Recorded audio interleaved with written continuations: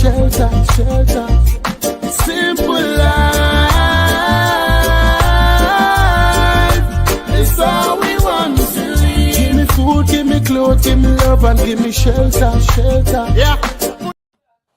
So welcome, ladies and gentlemen, to the We Too Are Librarians Movement platform, your distinct and dynamic platform that speaks to and for the masses. We are not in the business of manufacturing players, pimps, and hustlers. Rather, we're in the business of changing and revolutionizing the thought process of our people, not only in Liberia, but even around the world. Again, this is your one and only platform, the platform that speaks to and for the masses. We are not in the business of manufacturing players, pimps, and hustlers. Rather, we're in the business of changing and revolutionizing the thought process of our people, not only in Liberia, but even around the world.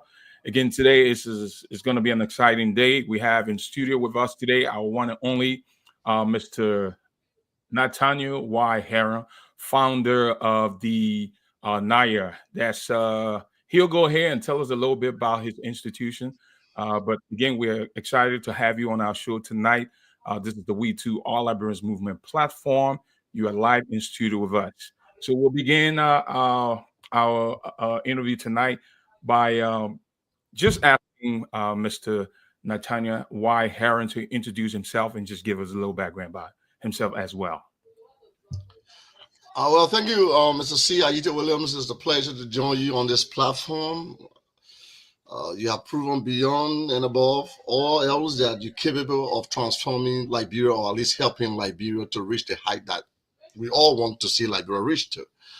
I'm very proud and honored to be on this show, and thanks for providing the opportunity to me to explain how it all came about when it comes to NIA. By way of introduction, my name is Nathaniel Y. Heron. I'm the founder and proprietor of NIA, which is NYHIA. It's an acronym of Nathaniel Y. Heron International Academy. The school is located in Maghibi County, the Republic of Liberia. We just opened the school, as a matter of fact, and we're doing pretty well. So far, so good. So, by way of introduction, I'm Nathaniel Y. Heron, founder and proprietor of NIA. All right. Thank you very much for that introduction. We're excited to have you. Mr. Heron, I'd like to just quickly go over a little background about you, because there was something I went ahead and I kind of did a little bit of research about your institution. And I'd like to read that out here so that our viewers or followers can be able to know a little bit more about your institution. So NIA was founded by Nathaniel Y. Heron with the aim of providing a positive education opportunity to Liberia. Having lived in the United States and raised his own children, Mr. Heron was inspired to give back to his community and provide same opportunity he received. Education is top priority for Mr. Heron, and he is optimistic that NIA will bring many opportunities to surrounding communities. Again, we are excited to have you here. Just to quickly, continue our interview, we want you to tell us a little bit about your journey, your parents, your primary school, grade school, high school, college, universities, and things of that nature.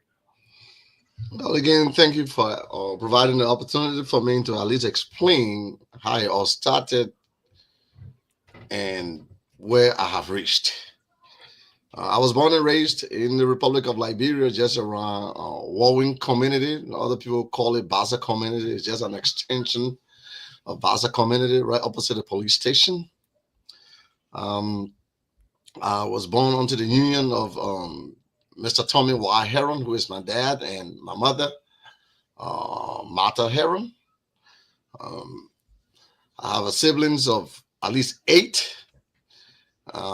We all went to school. My parents were not from the affluent background. They struggled, but one of the top priorities was to make sure all of the kids are educated. And it provided our education for some of us. I went to a mission school in Kokoya, Bon County. It's called Pikafa Mission. It's an elementary and junior, at least at the time it was an elementary and junior high school. I was promoted to the 9th grade just around 1988, and I transferred from Pickafa Mission to that of Haywood Mission. And I attended Haywood for 1 year, and I transferred from Haywood to Monrovia College, my alma mater. I graduated in June of 1993 from high school, and I decided to pursue higher education. I went to Zion Community College for probably a semester or probably two, and because of financial constraint, I could not have continued. There was a newly established university called AMU University. I think it was established around 1997. It was the first academic school year, AMU University, and I went to AMU University. I was fortunate to have traveled to come to the United States. It was a rough and tumble beginning for me. Coming to the United States, I thought it would have been a lot more easier, but on the contrary, it was a spiraling decline of immense tension and pressure on me. I was homeless at a certain point in time. I never had food to eat. And people that I were actually relying or counting upon, they disappointed me. I spent probably 1 or 2 weeks in Philadelphia when I first came to the United States. From there, I called a family friend in Detroit, Michigan, and I explained my problem to him that I really never had anywhere to stay at the time. And he said, "Why don't you come over to Detroit, Michigan?" And so I moved over to Detroit, Michigan. I was stopping with him, and I was fortunate to have gotten a job through a program in the United States called the TPS, which is Temporary Protection Status. It was given to us at the time by President Bill Clinton. President Bill Clinton was president at the time, and I started to work. But I've always aspired to go to school. I always wanted to learn. For some reason, I just felt one of the easiest and most convenient way of being successful in life is to pursue higher education, is to be educated. Because once you have education, there will be no barrier to entry for anything you want to do.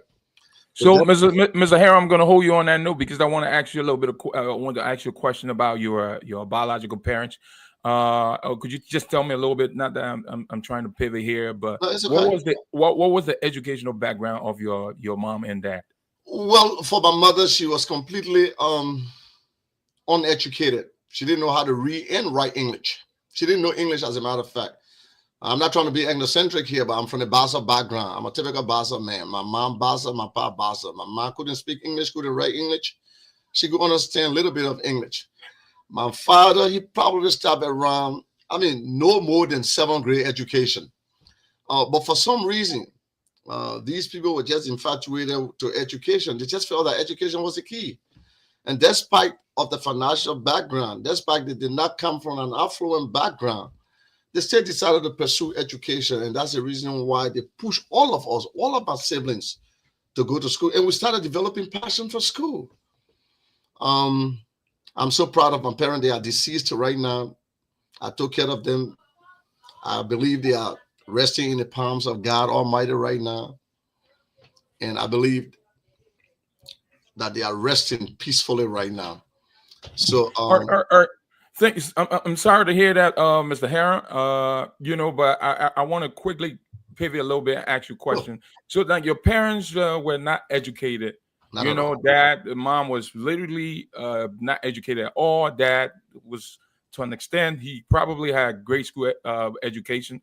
But what do you think was the driving force behind your dad or your parents being so concerned about you acquiring education? Well, I think the driving force, was based upon seeing other people, children going to school and doing better. They always wanted a better lifestyle for they and their family. And they felt the only way they would have developed that better lifestyle, it was through their children. So in other words, they were investing in their children, since in fact for them, they have probably given up to say, you know what, maybe at the time my mother had me, she was probably in her maybe late 20s or early 30s. Maybe my father was in his early 30s or maybe early 40s. So they have given up on education for themselves. So they felt that the only way they would have been successful was to invest in the children through education. And so they really, really pushed towards that. My father, as a matter of fact, he was just a mere driver who tried to learn on his own. He was a cowboy. He started from Firestone. From there he came, he was fortunate to get a job with the American Embassy as a driver. Then he went to Freeport of Monrovia. He became driver, and he was driving for other people that were in position of authority in the country. For example, the late Judy Bryant, who served as interim president at one point in time in Liberia. My father used to drive for Judy Bryant. Well, later I used to hear him talking about, oh, Mr. Judy Bryant. So looking at someone like Mr. Judy Bryant, he was inspired to say, though I cannot be like Judy Bryant because I don't have appetite to go to school, or I am uniquely unqualified to go to school right now based upon my financial status, based upon my own personal lifestyle, based upon my engagement. I have family. I can't go back to school. But what I intend doing is to invest in my children. So it was basically the driving force. It was what motivated them to have actually pushed their kids to go to school because they wanted to do better. And they felt that doing better, it is possible through the children. They could go through the children. That just speaks to the core that parents back in the days, to a large extent, were more concerned about, and those were quality education that they really aspire to ensure that the children have. So then we'll bring it back to America, because I know you went through that whole explanation. Now you're here in the States. You've made this major transition, talking about your transition in the States. So you pursue higher education here. Walk us through. Yes. So when I went to Detroit, Michigan, like I said, I always wanted to learn. I always wanted to go to school. So when President Bill Clinton extended the TPS program to us, I was one of the beneficiaries, to be quite honest with you. And so I took advantage. I was working 2 jobs, paying school fees out of my pocket because I was an international student at the time. I went to Wayne County Community College in Wayne County, Detroit, Michigan. I acquired an AA degree, associate degree in electrical engineering technology. So I lived 2 years in Detroit, Michigan, and I decided to transfer to Philadelphia, Pennsylvania, because for some reason I was just in love with Temple University, and Detroit was somehow cool for me. So I was like, nah, I'm not sure if I really want to live in Detroit anymore, since I've already acquired this associate degree. I think I can pursue higher education in other localities, for example, Philadelphia, Pennsylvania. So I came to Philadelphia, Pennsylvania, and I registered at Temple University. I was accepted in Temple University, and they accepted probably just around maybe 50 credit hours from Wayne County Community College, because I did not dive in another field. I still remain in the electrical engineering technology field. So most of what I did at Wayne County Community College in Detroit, Michigan, was transferable to that of Temple University. So Temple accepted most of my credits, and that's how come I was in Temple. And as God could have it, I was able to change my legal status into that of permanent resident in order to get some pilgrims, in order to get some financial aid from the United States government. And I was fortunate to have graduated from Temple University, and I decided to join the greatest military to ever exist on the face of the earth. That is the Armed Forces of the United States of America. What motivated me to have joined the United States of America? It was the unprovoked, unjustifiable, unnecessary attack on our World Trade Center in New York. So we're going to get to that, Mr. Nathaniel Herron. What we're going to talk about here now is, I want you, because the essence of this interview is actually to provoke some young man or some young girl who is struggling, maybe have made a transition here and wants to make some kind of effort in acquiring advanced education. So what were some of the challenges that you experienced during your time in Temple University acquiring your bachelor's? Well, school quality comes in different multi-dimensions. People look at the affluent student body. People think that the affluent student body will produce higher standardized test scores. But studies have shown contrary to that. Sometimes they look at the demographic. They look at your environment. So education comes with lots of challenges.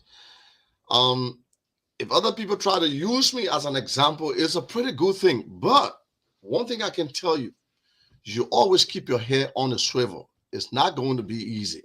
It's going to be extremely, extremely difficult. So from the moment you decide to go to school, you hold the power of transforming your life, your life into something completely different. Different in the sense that you start taking responsibilities, you start doing your homework, you start taking leadership role. The fact that you just made up your mind to go back to school, it transformed you completely. So these challenges that some of us faced, it's not new. It has never been new. It will always exist. So other people who espouse to be like Nathaniel Heron, I can tell you, just keep your head on the swivel, keep focused. It's not going to be easy, but when you persevere, you will be able to overcome. At times, there will be barriers. At times, there will be obstacles. But just make sure you have one goal, and that is to reach your goal. Thank you for that inspiring, information for some young man or young woman out there who is aspiring to maybe matriculate into some university and attain their bachelor's, whatever. But the next question that I have for you now, so you graduate now and you hold a bachelor's in maybe electrical engineering, things of that nature. What was your next step? Because I know you talked about you being enlisted in the military. Yes, sir. So walk us through that. Yeah, like I said, what precipitated my action of joining the United States military, it was an unprovoked, unjustifiable, unnecessary attack on New York City, the Twin Tower, by terrorists headed by Osama bin Laden. It really got to me.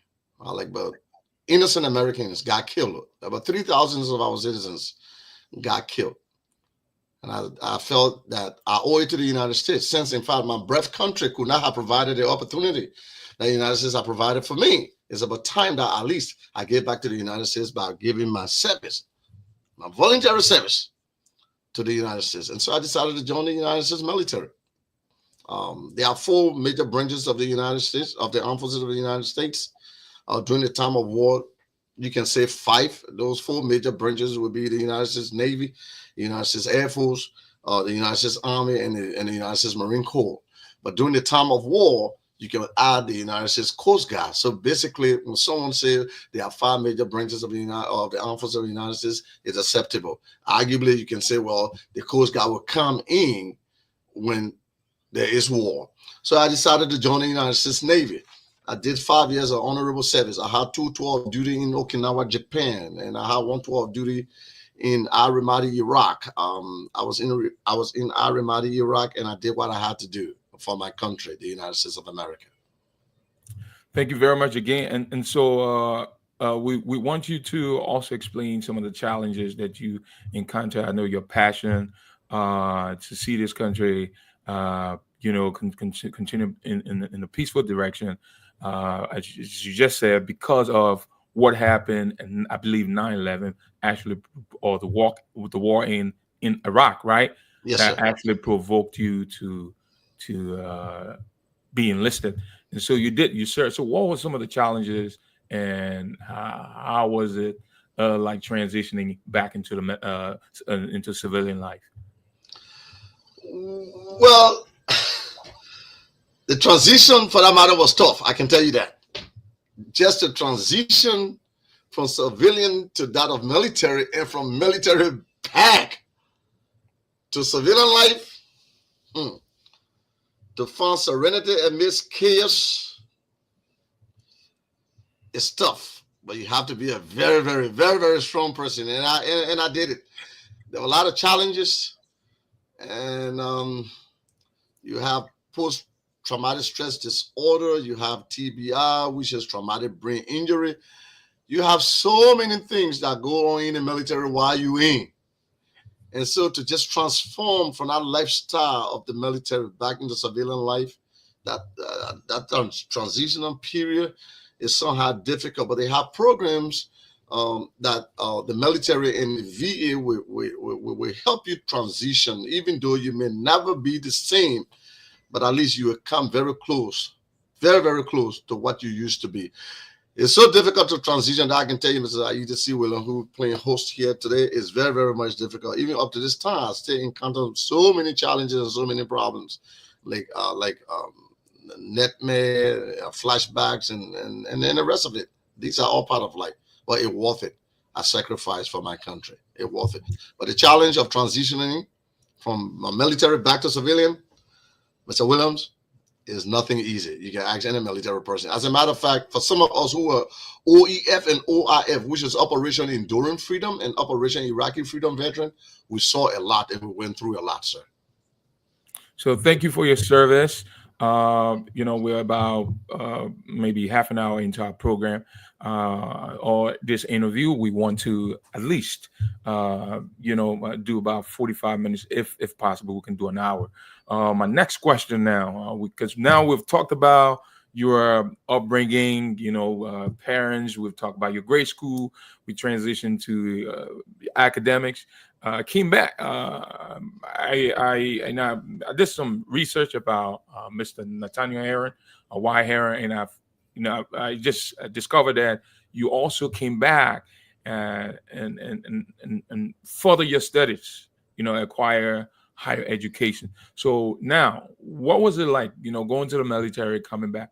What was the driving force behind you? I know you talked about earlier how, acquiring education was something that was ingrained in you from a very early age. So then what was it like, and what was the experience also? Well, education has no limit for me. Education has no limit for me. Though I've acquired a bachelor's degree from Temple University, but I always wanted to acquire more education. And so with the kind of opportunities the military was providing, especially when it comes to the VA, which is the Veteran Affairs, I decided to take advantage of it. And I also thought back about my home country, Liberia. Like I previously said on the onset of this show, that I was born and raised in Liberia.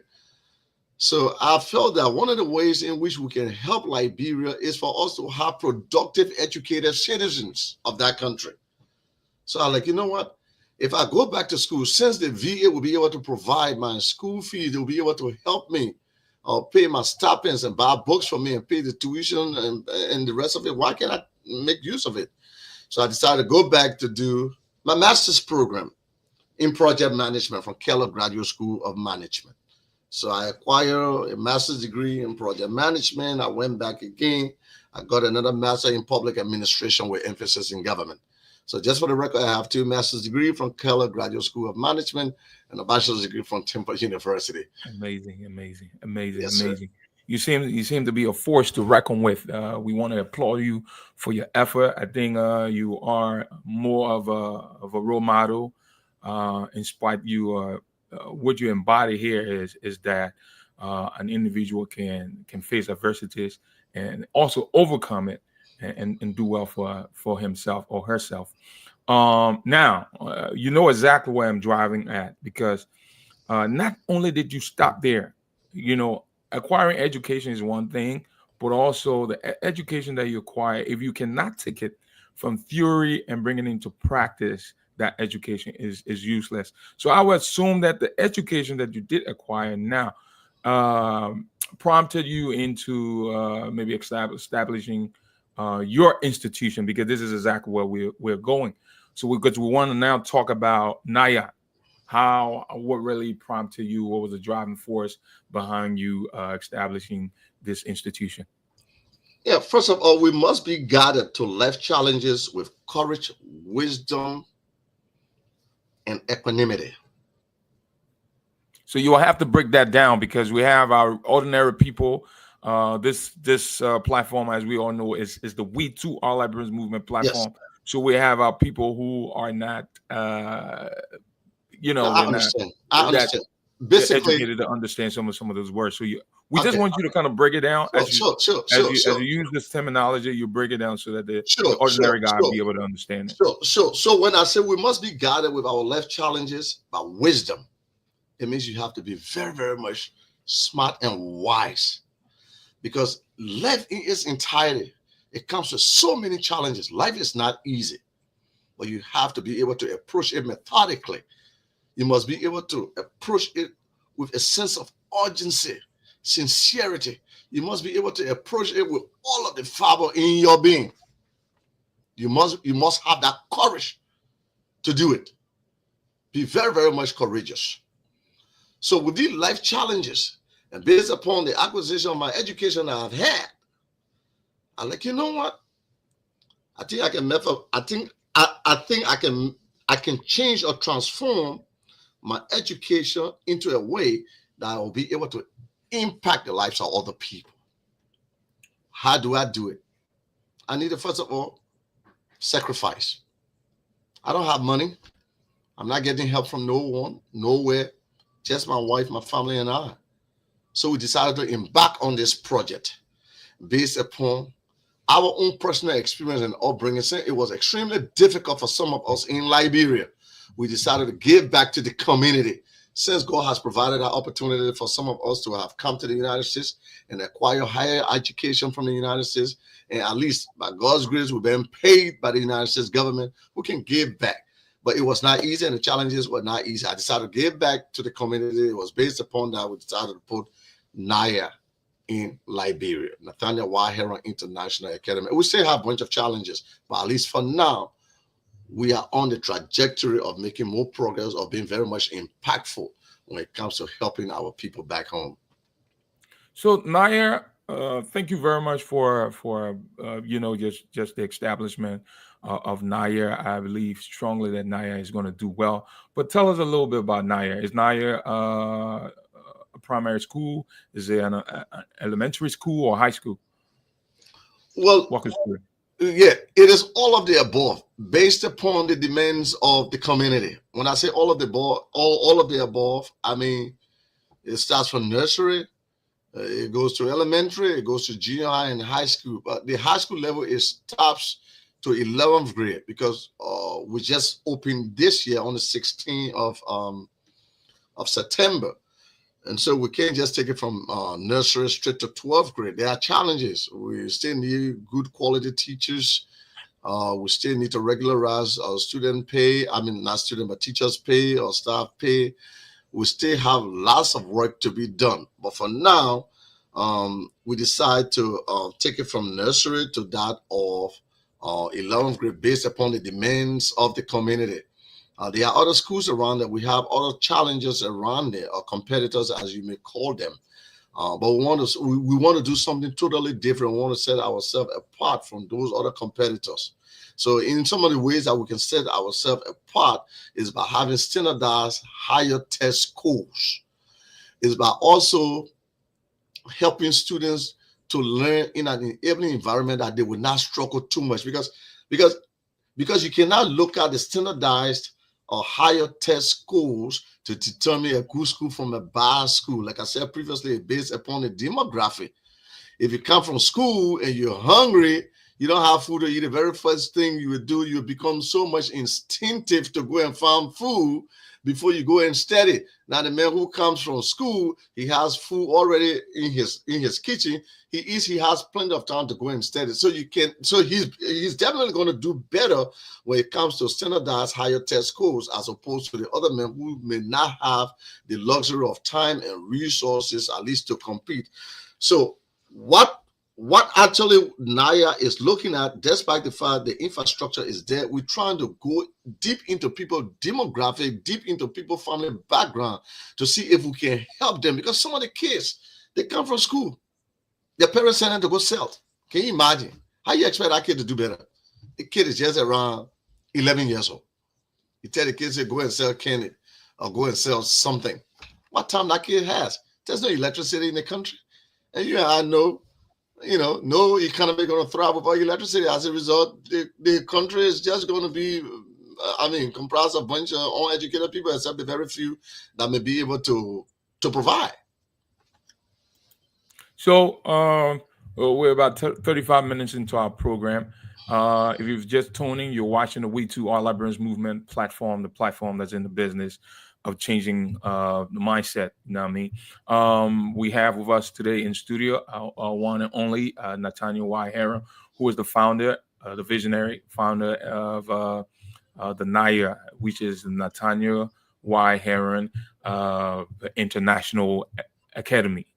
And so this school is located in Mayagüez County, to be precise. Could you just tell us exactly where the school is? All right. And what are some of the services you alluded to, that your goal and objective is to ensure that this school is set apart? Yes. So what do you think you were doing different? Because the reason why I brought this up, one of the challenges that we feel, the We Too movement feel that Liberia is faced with now, is the quality of persons that the country is producing. Liberia now, the education system has been producing individuals who are not even able to conjugate verbs, individuals who are not able to do simple arithmetic. And we see that some of these individuals want to work at universities, they want to work at the bank and things like that. So I don't know, because if this school already, where is it, from kindergarten to 6th grade? No, 11th grade. 11th. Yes. So, and when was the school open? This goes September 16, 2024. So what was the admission process? Well, the admission process, in the first place, we decided to make sure we follow all of the rules from the Ministry of Education. We look at teacher qualities. We had an open vetting process, encouraging people to come and apply if you think you are uniquely qualified to teach. And you bring your credential, and we vet your credential. And once you meet our requirement, we accept you. We bring you on board. For students that are coming from different schools, we request that they bring their transcript and they bring letter of recommendation from the school and even the community and the rest of it. So we are still in the process of learning and making NIA to be one of the best schools in the country and the best school in Mayagüez County. We stay in the process of doing that, but it's not an easy challenge. There are a lot of pitfalls and bottlenecks that we are faced with, and hopefully we'll be able to overcome and thrive. But I can assure you, NIA will do what it has to do to be one of the best schools in Liberia and the best school in Mayagüez County. Thank you very much for that.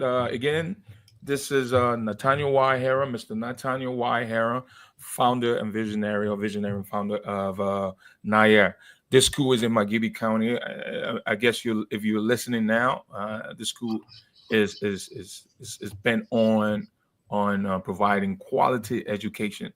And so if you have some of your neighbors or you have family members in and around the area, we encourage you to hopefully Mr. Heron is going to furnish us with more information about the school as we close here. And that'll take us to our next question here. Thank you also for sharing with us those powerful vision, powerful aspiration, and plans for the institution. But I also have a question. So I know you're talking about trying. All of your teachers in your institution or from your institution, what is the minimum qualification? And I also want to know, are those teachers, qualified to be qualified instructors teaching? Well, I can say yes, based upon the society that we find ourselves in. I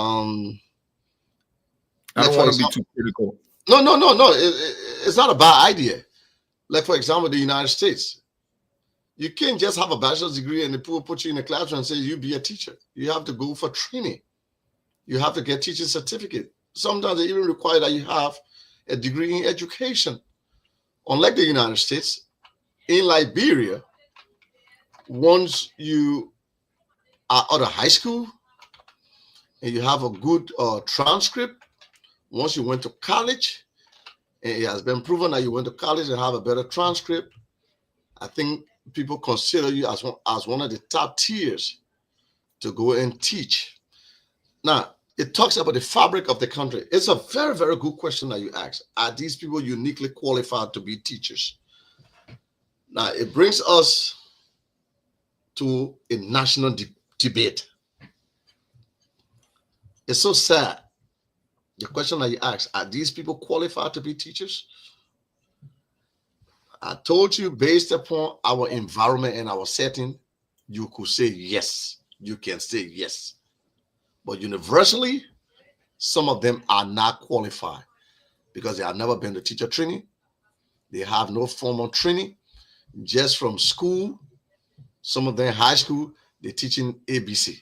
Okay, that's not bad. The variance of variation is not bad. ABC 12th grade graduate or high school graduate is not bad. But you still have to go for teacher training. And we expected national government to be able to provide that. The requirements are there. But whether it is enforceable, the national government needs to even help the people. National government needs to even help some of us, some of the newly established schools. Because if you look at government schools around in Liberia, I'm not trying. I'm not trying to descend some negativity on the government here. That's not what I'm trying to do. I'm not trying to cast dispersion on the government here. The point that I'm trying to make here is the government needs to step up the plate by subsidizing, providing teacher training at least quarterly or perhaps semi-annually, to say every 6 months, all teachers teaching all schools need to go to a seminar. The government needs to provide that and even take care of it. But nothing like that, Mr. Williams. Nothing like that. So I like the way you were responding, and that'll take us to the next segment of our interview. We have Mr. Nathaniel Y. Heron, who has just given us a lot of information about himself. He walked us through his experiences. Then we talk about his school that he just established. Robert Smith, speaking at Morehouse College, once said something. He said that you would not be measured by how much money you have in your bank account, but how we help the people around us grow to be our best selves. And he talked about you just wanting the bus or riding the bus, but you talked about you owning the bus, driving the bus, and picking up as many people and taking them to their destination. So I want to applaud you for just that smart move, giving back, starting your own school, talking about quality education. You sound like an educator for the most part. And so I want to applaud you for that. So we're going to pivot now quickly because we're about 43 minutes into the interview. Let's pivot a little bit and talk about politics in Liberia, and just a little bit. I want you, because the last several months, I know we always went back and forth. We talk about just before the transition from CDC, that's Weir's government, to Joe Biden, Joseph Boakai's government. You had your own opinion. You had a side that you already picked. What is your take on the political instability in the country at this moment? It's very sad, to be quite honest with you. It's very, very sad to see that after approximately 250,000 lives been destroyed as a result of our civil war, and we still have not learned anything. It goes as far back as 1980. Let's look at the past. What was the essence of putting those 13 Liberian citizens on pool and savagely murdering them? Summary execution. Some of them, the bullet did not even hit them when they died, just out of fear. For example, Richard Henry, the gunshot did not even touch the old man, and he died right on the pool when he was tied. What was their charge? Rampant corruption. If there is life after death, how you think those people are feeling right now about Liberia? I understand the country is divided into segments. That I understand completely. You have the Americo-Liberian class, and you have the natives. The natives are always in majority. I am one, though my name is Nathaniel Y. Heron. By the way, for those of you who don't know the meaning of WA stands for Yavoga. It means bring more men. It's a Basani Yavoga. I understand the disparity in the country. We read about it. We were little. The Congo people, they were in minority. But at least they were able to govern with serenity. They were able to govern with honesty.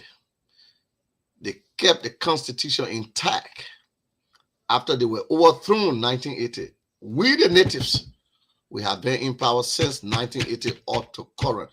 Let's compare the establishment and accomplishment of the so-called Americo-Liberian to that of the natives. Let's compare the regimes. So you're saying here that you know, if we look at both regimes, right, that the Americo-Liberians were far better than the indigenous of the land. That's what you're saying, right? Most definitely in terms of producing. For me, Walk us through, just okay, briefly. Fine. I look at peace and tranquility. During the Americo-Liberian reign, there were peace and tranquility in the country. People respected people. People respected norms. People respected tradition. People respected their elderly ones. People were being paid on time, sometimes the 26th of every month. People always aspired to be like some of those guys. For example, the former foreign minister, late foreign minister, C. Sosa Dennis. I didn't see him. I never saw him. I was a baby, but I heard about him. Very astute man. Everybody wanted to be like C. Sosa Dennis. You from the Ghana Bay area, back in those days, you have, in fact, right now, as we still speak, those areas, those industrialized areas take care of those names. Liberia used to be a manufacturing economy, but right now we are now a consumer economy. Chicken soup factory from Ghanaville. It means we're producing chicken soup. Battery factory, Ghanaville. It means we're producing battery. We also have shoes factory. We also have even Ashan, where the people used to make bullets in Firestone. Liberia was producing that. We have sugar factory in Maryland County. We have Monero group of fishing companies where we have fish all in the Vera Coasters. It was doing the so-called Americo-Liberian ring. Look at the natives ring right now. There's no job opportunity. We're not producing job. Can you imagine even in the interior where I am from, Grand Bassa County, #1 compound, people send Monrovia to go buy chicken feet. Can you imagine people eating chicken feet in the interior? Can't make farm anymore. So you can't compare the two. For me, comparing the two, other people say, well, maybe doing the native ring, we have more infrastructure development. Maybe you could be right. But I can tell you this, President Talbot had a plan for that country. In fact, his plan, it was just not a political slogan. His plan was higher height, total involvement. He wanted everybody to come together. He wanted to have integrated the country. He wanted to have brought people together, despite the fact that some of the so-called permanent political elite class from the Americo-Liberian class told him, said, no, we are in the minority. If you open the natives' eyes, they will savagely murder us. They will slaughter us. It really happened because they are in majority. But Talbot was like, whatever the extenuating circumstances is, the people's eyes will still be open. But it's a gradual process. Let's educate them. It started with Vonjema Motolata, Zedru Motolata, Habe Motolata, you name it. Did all of those things. Talbot did all of those things. Say it's a gradual process. You're talking about multi-party democracy. We're going to have multi-party democracy in 1983. We'll have multi-party democracy. If you guys want to run the natives, you're from your own political party. As a matter of fact, Talbot even came to the United States and told them, gentlemen, the backers and the rest of the other native boys, gentlemen, no need of confusion. You come, let's build the country. Let's build the country. Yeah. Yeah. So it implies that the Americo-Liberians for the most part were progressive, as opposed to the indigenous of the land. We But see where beyond that, I'm not cutting you on, Mr. Host, but beyond that, they were more peaceful, more resilient, more far-sighted. They were peaceful. So then, having said all of that, because one would say that the Liberia was founded on a very poor foundation, and as a result of that, Liberia is in the situation that she's in. So, but I want us to quickly, move forward, or fast track, and talk about the weak rule of law. In recent time, we noticed a divided house, and also we also noticed that we had. While we had an existing Speaker of the House, another Speaker of the House was elected. Then to take a step further, we had a major protest, I believe, several days ago. Again, in addition to that, we just had the Capitol being burned down. What can you say about that? How can we resolve who's responsible? We have the branches of government here, and we see that people are so slow in taking action. What would you say with respect to that? Now, if you look at the topic on the screen, for your listening audience over there, it's a topic, a conversation with Mr. Nathaniel Wahero. Is it over for us? It's a very intriguing conversation. I will tell you this unequivocally. For my generation, it is over. The Liberia attainable within our times that we want to see happening, it will never happen for you and myself. For those of us in 40s, for those of us in 30s, for those of us in 50s, the 60s, you just forget it. You're done. In fact, at your hairstone right now, we still need to start engraving your name on your hair and start making your obituary announcement. If you think, say, the Liberia that you knew 30, 40 years ago, you will still experience that Liberia. It is completely over for our generation, I can tell you. Can you imagine our Capitol building being burned down in this day and age? Is that the only solution of resolving problems through violence? Haven't we learned from all of the wars that we fought and we're still resulting to violence? We have one country, two speakers at the same time. What happened with our security apparatus? The new tension we're bringing in the country. Why didn't they protect the building? And we keep asking for foreign aid. Ain't no foreign aid going to come in that country. No foreign aid going to develop your country. If you're asking for foreign aid, the late infrastructure development you have over there, you're bringing it down. Also, the foreign aid, they should abandon their own project and own priorities and take their money and send it to you to go and fix your brand building. Nobody's going to do that. The country is toast. For those who are in 40s, 50s, the 60s, like I said, just start engraving on your hairstone. Say the late, because it ain't going to happen. Now, the worst thing about it, Mr. Host or Mr. Williams, I'll give you a chance to ask as many questions as you may like.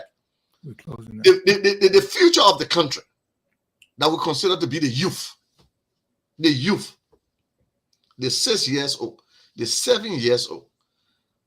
If you just hit Liberia from overseas, precisely the United States or other Western countries, your own relatives, they'll go tell us, go tell uncle, say, oh, we now, we not eat nothing. Say, hold on today, we will not eat nothing. You eat nothing whole week, you'll be able to survive. You're indoctrinating that kid to be inherently corrupt, like the way the country is corrupt. The very 6 or 7 years old, if just pick for instance, he said, my son, go and get me soda, I'll go buy me Coca-Cola right now. He would tell you, he said, oh, uncle, they say I should leave the change there for the bottle. And rightfully so, he's right. But while you're drinking that soda, that neighbor going to look for another bottle with plenty of roach inside and go and rinse that bottle and take that empty bottle back to the shop and collect the money that he left there for that bottle. You'll never see that 6 or 7 years old again. That's how inherently corrupt the country is. It's sad. The question you ask, is it over for us? It is over. Unequivocally, it is over for my generation. I can tell anybody this for free. It's over. We'll never get that kind of Labrador that I'll give myself want to see. I'm sorry, I may inspire more cynicism as opposed to optimism. That's the way I see it personally. I understand other people have different perspective. Other people say, you know what? I mean, it's not over yet. More power to you. I want to see it changed. But so, right now, it's over. Mr. Nathaniel Herring, that's your perspective. Yes, sir. You entitled to that, but we also like to say with equivocation or unequivocally that there's still hope for Liberia. We want to continue to push for optimism as opposed to cynicism. But we want to say that we're extremely, delighted and elated to have you on our show and for accepting our invitation and for your appearance on the We Too All Liberians Movement platform. It is truly inspiring to see how you have made a difference in society. Not only does Liberia need you, but the entire world needs you at large.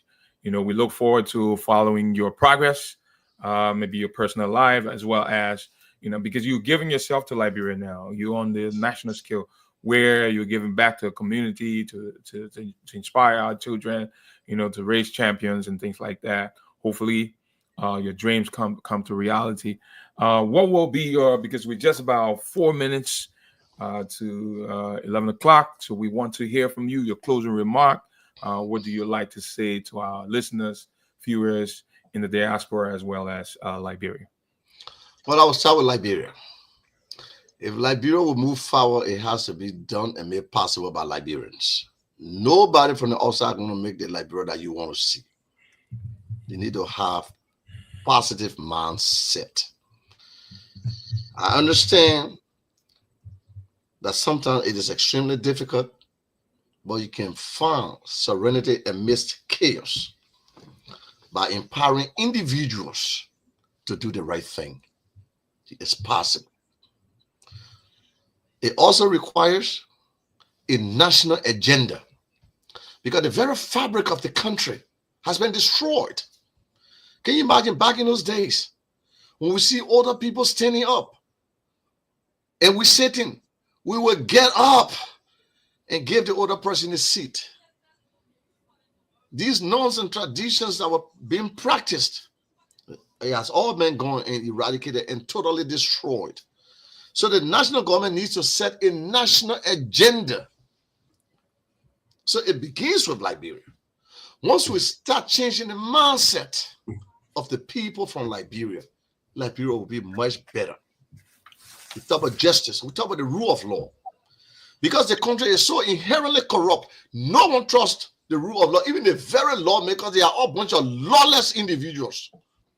I won't call them lawmakers. If I would call them lawmakers, I would call them lawless lawmakers. Lawless.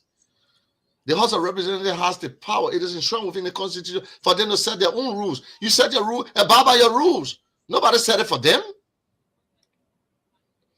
If they can resort and revert into massive and total destruction, it's a shame.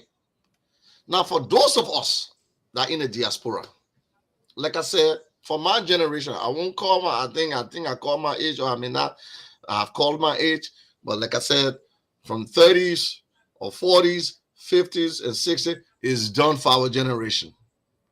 But yet and still, I believe in God. With God, all things are possible. We should not give up. Whatever helping hand you can extend to that country, let's help. But with the branding of our capital building cannot attract investors, foreign investors in our country. With the massive destruction of the rule of law, that the very lawless lawmakers, I call them lawless, the lawless lawmakers, it cannot bring foreign investors in the country. So we all have a responsibility. We're killing the country. So if some of us saying, yes, the question that my host, my true friend and brother, Mr. Ayite C. Williams, the question that he posed, I said, is it over for us? For me to look at Ayite in the face and say, yes, Ayite, it's over because I'm frustrated. The very lawmaker, oh my God, it's so sad. And the Liberians, they will do everything to suffer. Every means, they will find every means to suffer. You get a qualified Liberian, capable of doing the job, vying for that office. They will never elect you. They will never give it to you. They will give it to some mediocre person. And they expect something better to happen. It's not going to happen. It's a shame. So if you say how you think, I mean, for me, like I said, it's over for my generation, but I will do whatever way I can provide help for Liberia. with little optimism. For the ones in Liberia, the national government has to set the plate. They will have to set a national agenda. National agenda, the economy, everything will fall in place. But they have to start thinking on the minds of the people. They have to change the mindset of the people pretty much, Mr. Williams. Again, we want to thank you for being in studio with us tonight. This is the We Too Are Liberians Movement platform. Our topic tonight is simple, a conversation with Mr. Nathaniel Y. Herron. And the question here, is it over for us? We're still optimistic. We still believe that Liberia will be better. This is why we continue to espouse and pontificate. So thank you very much again for being on our platform. This is the We Too Are Liberians Movement platform. We look forward to having an exciting conversation with Mr. Nathaniel Y. Herron. Thank you very much for coming on tonight. This is how we conclude this session of the show. Have a good night. God bless you. Peace, Tama. Have a good night as well. Have a good and golden night, the audience. Thank you. Bye-bye. Simple life.